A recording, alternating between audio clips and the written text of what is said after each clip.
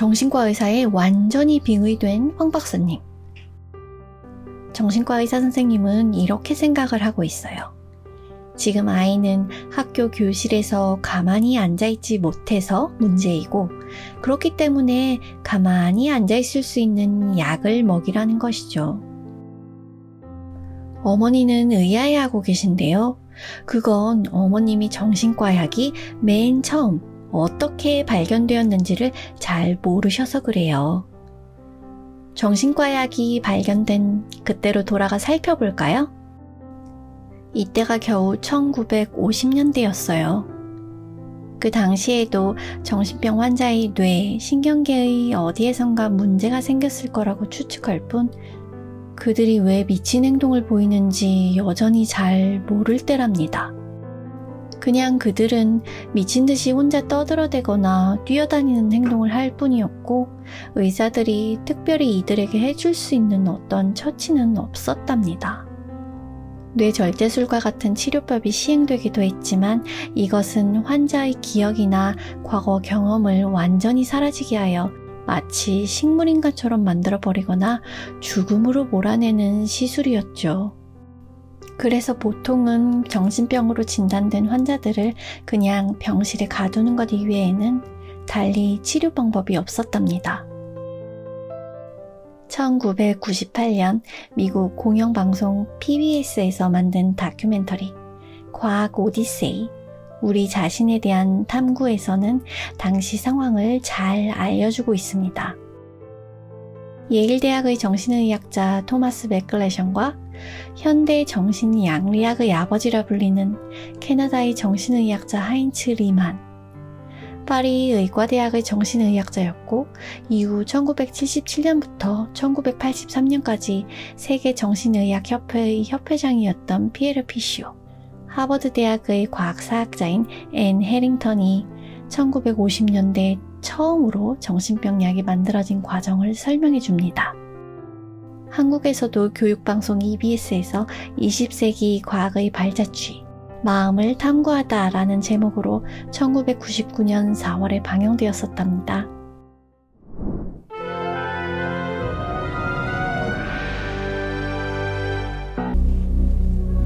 이쪽의 입장은 중증의 정신병이 기본적으로 신경조직에 신체적 이상이 일어난 것이고 대부분의 다른 신경조직이 그렇듯이 치유될 수가 없다는 것이었어요.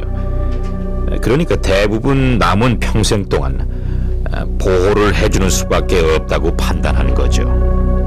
한 번은 의대 학생들을 데리고 병원 견학을 시키고 있는데 한 환자가 천장을 쳐다보면서 자기한테만 들리는 목소리와 대화를 하고 있더군요.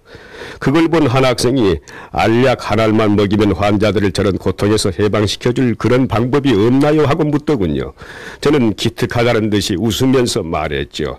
그런 약까지는 못 만들겠지만은 머지않아 지금보다는 훨씬 더 나아질 수 있겠죠. 그런데 그 말이 틀린 얘기가 돼버렸어요. 그 말대로 알약 하나로 고칠 수 있는 가능성을 처음 발견한 곳은 파리였습니다. 한 일반 병원에서의 우연한 사건이 계기가 되어 완전히 새로운 치료법이 시작됐습니다. 이로써 환자들이 희망을 가지게 됐을 뿐만 아니라 의사들이 정신병을 바라보는 시각도 혁신적으로 변했죠. 앙리 라볼이라는 한 프랑스 외과 의사는 수술에 들어가기 전 환자들을 진정시키는 방법을 연구하고 있었습니다. 그는 기존의 약품에 항히스타민제를 첨가해서 크로르프로마진이라는 새 약품을 만들었는데 이것이 환자들을 진정시키는 데 상당히 효과가 있었습니다. 처음 실험이 시작된 곳은 프랑스의 성안나 정신병원이었습니다. 그 팀의 일원이었던 피에르 피쇼입니다. 당시에 정신의학에서는 정신 이상의 생물학적인 메커니즘에 대해서 모르고 있었어요. 우리들 연구 방식이래야 그냥 우연히 맞기만을 바라고 해보는 거였죠. 만약 진정 효과가 있다면 혹시 또 다른 데서도 효과가 있을지 몰라, 뭐 이런 식으로요. 크로르프로마진은 프랑스를 거쳐 유럽 전역으로 퍼졌고 대서양 건너 미국에까지 전해졌습니다. 하인츠 리만도 곧바로 그 소식을 들었죠. 리만은 그 신약을 먼저 캐나다에 있던 그의 정신병원 간호사에게 시험해봤습니다. 당시만 해도 그러는 것이 상식처럼 통하던 시절이었죠. 그리고 나서 환자에게 시험했습니다. 2주가 지나니까 환자 2명에게서 증상이 완전히 사라져버렸어요. 이런 적은 진짜 처음이었죠. 교과서에도 없던 얘기였고 그 프랑스 의사가 말한 대로였어요. 그래도 전 못 믿었죠. 실수라고 생각했습니다. 그런데 다시 3, 4주가 지나니까 다른 환자들도 마찬가지로 치료가 됐어요. 이건 정말 거짓말처럼 나와버렸어요. 말이 되건 안 되건 병이 없어진 건 사실이었고 어떤 연유인지도 몰랐죠.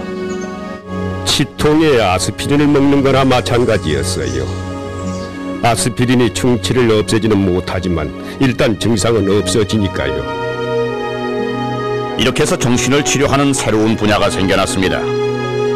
전에는 환자를 잠재우는 최면제뿐이었지만 이제는 의식은 그대로 두고 증상만 사라지게 할 수 있는 약이 나온 겁니다. 이것은 병만 공격하는 전혀 새로운 약이었습니다.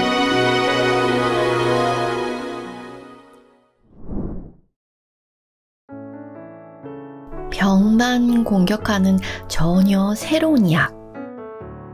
정확하게 이야기하면 눈에 보이는 정신병 증상을 없애는 것처럼 보이게 하는 새로운 약이라고 해야 하지요. 정신병이라고 진단하는 것은 그때나 지금이나 겉으로 보이는 증상을 가지고 진단하니까요. 분명 정신병이 뇌나 신경계의 이상 또는 신경회로의 문제라고는 하지만 정신병의 진단은 이 뇌나 신경계의 이상을 확인하지 않아요. 정신과 의사는 눈에 보이는 환자의 행동이나 환자 가족이나 주변 사람들의 보고를 통해 환자에게 어떤 병이 있다라고 진단한답니다. 누군가의 행동이 비정상적으로 보일 때 이것을 병의 증상이라 부르고 거기에 병명을 붙이는 것이 환자에 대한 진단인 것이죠.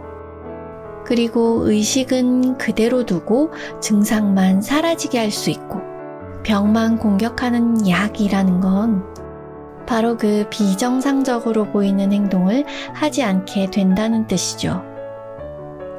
처음부터 환자의 의식은 살펴보지도 않았기에 의식은 그대로 두고 라고 표현하는 것은 그냥 환자가 살아있고 움직인다는 뜻이지 환자가 무슨 이유로 정신병 증상들을 보이게 되었는지 알게 되었다는 뜻은 결코 아니랍니다.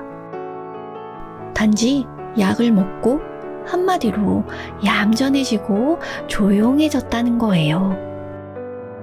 우연히 그런 약을 발견하게 되었고 그럼으로써 정신병이 치료되는 것이라고 믿기 시작했습니다. 이런 생각은 지금까지도 변함없이 이어져 오고 있답니다. 정신병 환자의 뇌나 신경계에 이상이 있다라는 믿음을 여전히 가진 채 말이지요. 정신 이상에 관한 생물학적 메커니즘을 모르는 것은 1950년대나 2020년대나 여전히 큰 차이가 없습니다. 어마무시한 많은 연구 논문들이 매년 쏟아져 나오지만 이런 논문들은 실험실의 쥐나 동물을 대상으로 한 약물 연구들이 대부분입니다. 특정 어느 한 사람이 겪는 정신병에 대한 생물학적 메커니즘에 대한 연구는 거의 없다고 할 수 있습니다. 왜냐하면 살아있는 인간, 특히 정신병을 가졌다고 진단된 환자들의 뇌, 신경계의 이상을 직접 연구한 경우는 거의 없기 때문입니다. 1990년대 이후 뇌의 기능을 보여주는 사진술, fMRI를 통해 특정 정신병을 가진 환자의 뇌의 기능이 정상인과 이렇게 다르다라는 많은 논문들이 쏟아져 나왔습니다. 하지만 fMRI 사진들은 단지 어떤 사람의 뇌가 어떻게 작동한다는 것을 찍은 사진이랍니다. 정신병이라 진단된 사람의 뇌의 활동을 스냅 사진처럼 찍어 보여주는 것이지 이것을 통해 뇌나 신경계에 어떤 문제가 있기 때문에 정신병으로 진단된다고는 할 수 없답니다. 심지어 fMRI 사진을 보고 어떤 사람을 가리켜 정신병 환자라고 주장하는 것은 마치 코로나 바이러스 진단검사를 하여 코로나 확진자라고 하는 것과 비슷한 일이라고 할 수 있답니다. 확진자로 판정나더라도 증상이 없다면 그냥 일정 시간 격리 후 정상적인 생활을 하게 되잖아요. 그런 측면에서 fMRI 사진이 그 사람의 뇌 신경계 이상을 보여주는 사진이라 주장하면서 정신과 약을 먹이는 것이 어떤 의미인지도 알 수 있지요. 코로나 바이러스 확진자들에게 무작정 곧바로 코로나 치료제를 주입하는 것과 같은 상황이 된답니다. 코로나 바이러스 환자에게도 그렇게 치료하진 않는데 왜 정신과 의사들은 정신병으로 진단한 환자들에게 정신병 약을 그렇게 먹이려고 할까요? 지연이의 경우에도 정신과 의사 선생님이 지연이 어머니에게 약을 어떻게 사용하는지를 잘 설명해주고 계시죠.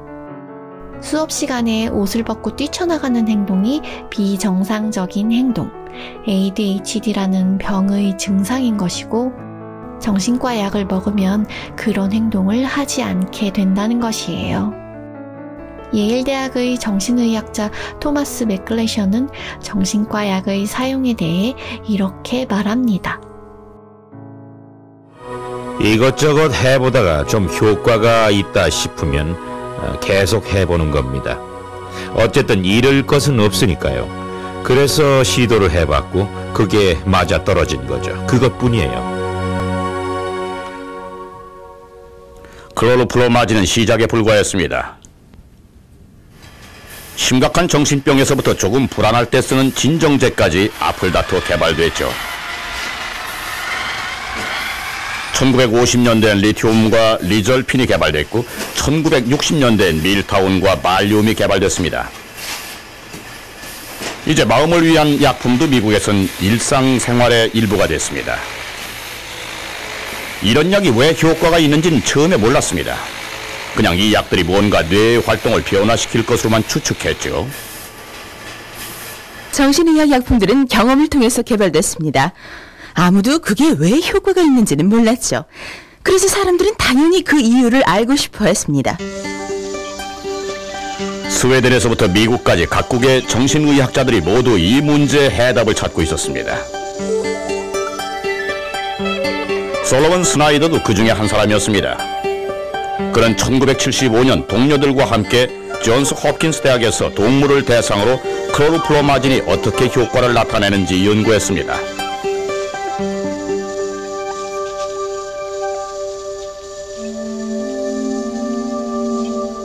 그는 쥐에게 이 약을 주사하고 그것이 뇌에 어떤 영향을 미치는지 살펴봤습니다. 그 결과 뇌에 화학적인 변화가 일어난다는 것을 발견했습니다. 특히 클로로플로마진은 도파민이라는 화학물질에 크게 영향을 미치는 것 같았습니다.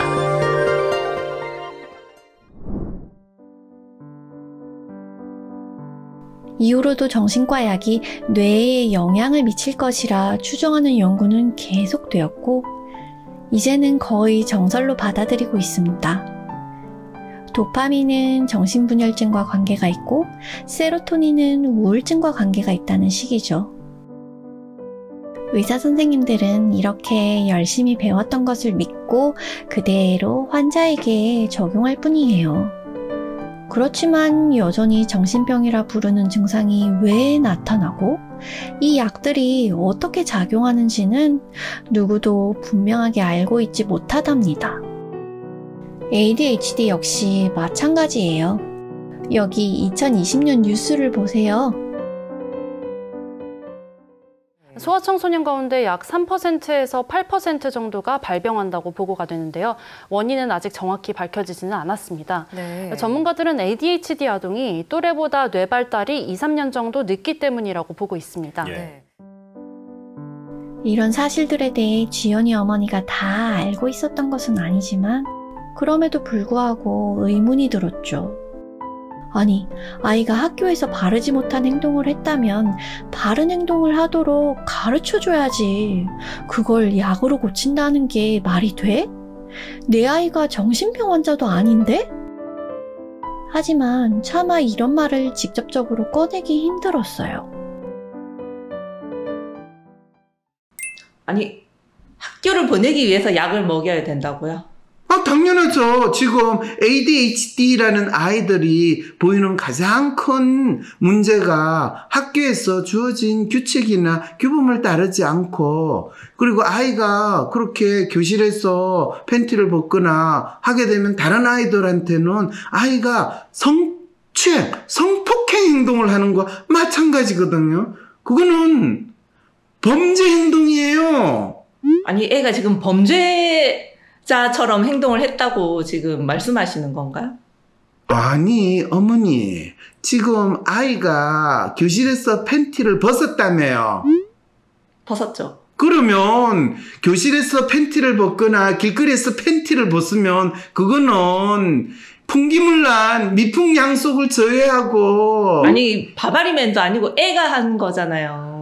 애든 어른이든 일단 공공장소에서 풍기물난이라니까요. 지금 어머니 무슨 말씀이세요? 저희 때는 제가 어릴 때는 바닷가에서 발가벗고 수영도 하고 그랬는데 그게 아무 문제가 안 됐는데. 어머니가 지금 쌍팔년 시대에 사시는 것도 아니고 지금은 21세기예요. 21세기. 21세기에 맞지 않기 때문에 그리고 해수욕장에서요, 수영복 안 입고 아이가 수영복 안 입고 다녀봐요. 그것도 잡아가요. 이 초등학교 1학년 정도만 되면 남자아이는 여탕 못 들어가요. 여자아이는 남탕 못 들어가요. 그게 언제부터 그렇게 된 건가요? 아니, 지금 저 한 잔 안 있는데 빨리 가세요. 지금 뭔 말씀을 하시는 거예요, 지금? 어머니는 더욱 혼란스러워졌어요.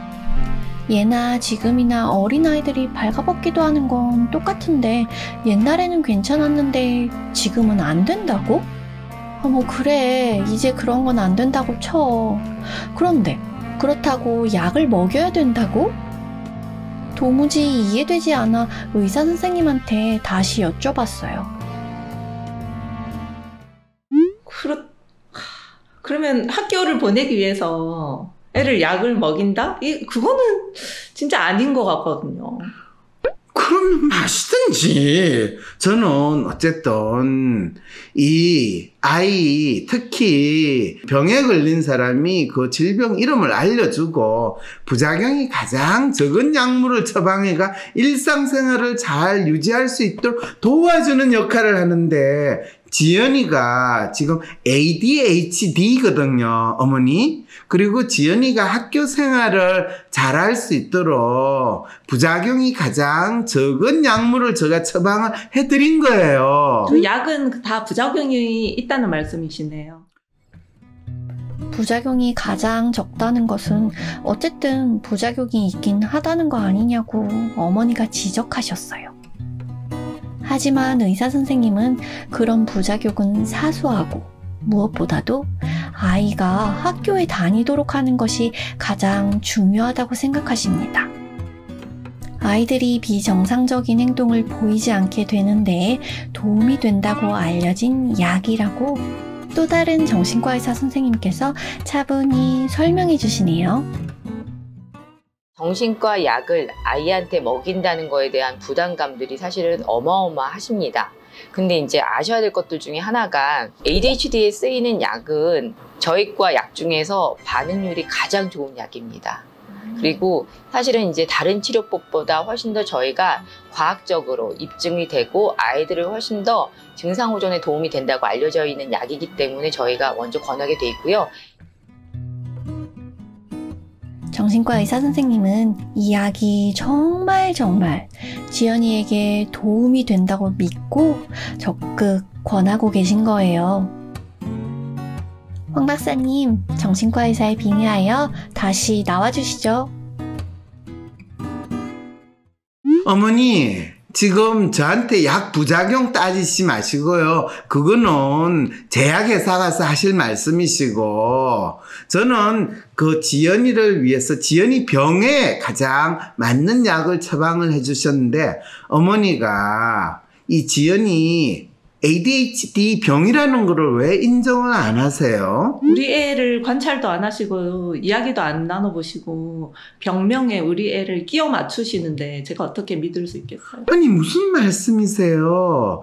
정신과 의사가 아이에게 병명을 줄 때는요, 기본적으로 특히 지연이 같이 초등학생은 담임 선생이 보고하는 게 가장 중요해요. 그 다음에 부모님이 이야기하는 거. 그런데 담임선생이나 부모님이나 다 지연이가 아무 데서나 팬티를 벗고 옷을 벗거나 또는 자기 마음에 안 들면 뛰쳐나가거나 그러는 거는 집에서도 그런 행동을 한다고 그러고, 교실에서는 더 그런 행동이 많이 일어나고, 그래서 또 위클래스 상담 교사도 지연이가 이 ADHD인 거로 의심이 된다고. 이미 학교에서 그 교육부 교육청에서 실시하는 학생 정서 행동 특성 검사를 통해 가지고 고위험군, 관심군으로 지금 이 선별이 돼 가지고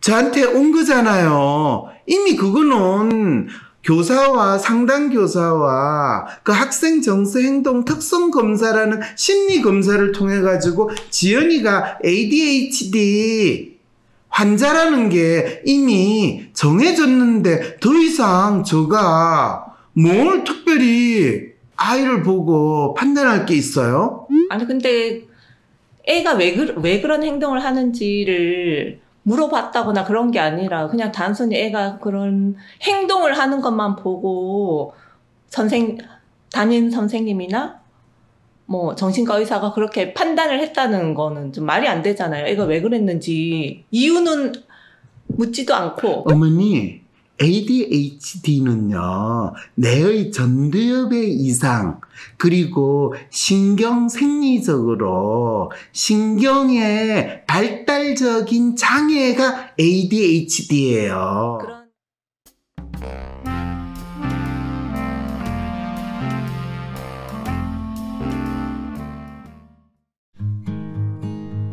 황심소에서 사연을 찾습니다.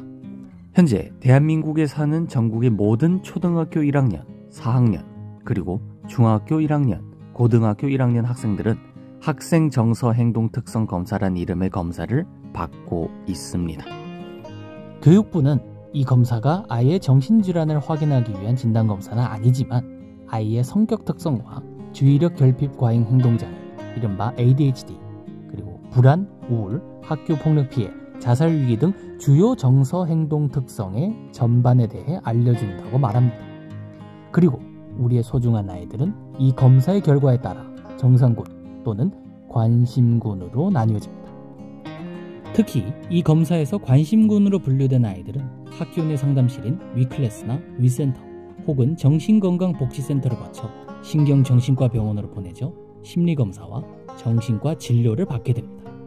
그리고 이 일련의 시스템의 끝자락에서 다수의 아이들은 자신의 의지와는 상관없이 정신과 약물을 권유받고 또 복용하기 시작합니다.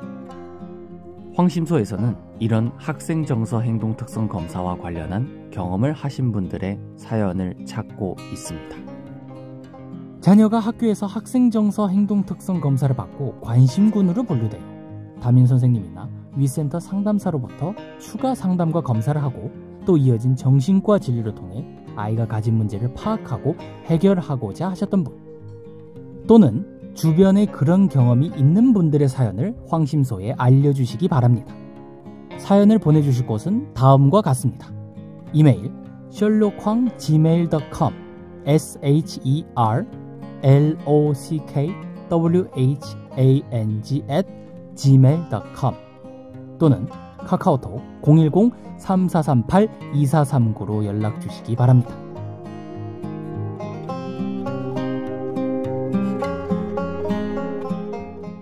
내가 원하는 대로 이루어지지 않아 답답하고 괴로울 때 어떻게 할 수 있을까요? 우후죽순 상담센터와 정신과가 생겨났지만 막상 어떤 서비스를 받아야 할지, 내 문제를 믿고 맡길 전문가는 누구인지 혼란스럽기만 하다고요? 위로나 공감을 넘어 개인의 마음을 정확히 읽어주고 삶을 변화시킬 전략도 같이 찾아주는 전문가, 전문 서비스에 대해 알 필요가 있지 않을까요? 이런 상황이라면 차라리 내가 직접 나의 마음을 알아보면서 나의 삶의 문제나 마음의 아픔을 해결할 수 있는 길을 찾고 싶진 않을까요? 나의 문제도 파악하여 해결하고 또 다른 사람의 삶도 변화시키는 데 도움을 줄 수 있다면 현재 나의 삶을 변화시킬 수 있는 새로운 계기가 될 수 있지 않을까요? 여러분의 이런 상상과 기대, WPI 초급 워크숍을 통해 구체화하실 수 있습니다. 삶의 변화는 특정 유형에 끼워 맞추는 것이 아닌 있는 그대로의 내 특성, 내 마음을 읽을 수 있을 때 시작됩니다. 한 사람의 성격과 마음을 정확히 찍어 나타내어 마음의 MRI로 비유되는 WPI 검사는 한국인의 마음에 대한 연구를 통해 개발해낸 성격 및 라이프스타일 진단 방법입니다.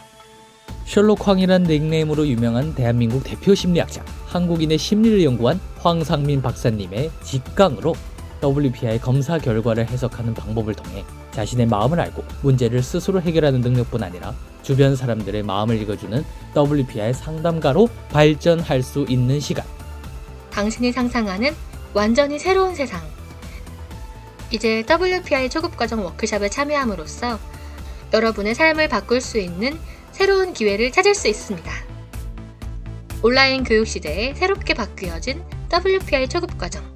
온라인 원격 교육으로 누구나 쉽게 참여할 수 있습니다. 신청하세요. WPI 초급과정 워크숍. 강의 구성은 이렇습니다.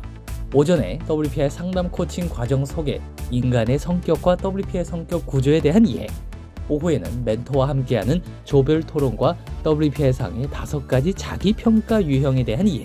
그리고 황 박사님께서 직접 참가자들의 프로파일을 해석해 주시고 내 사연에 대한 1:1 원포인트 레슨까지 받으실 수 있습니다.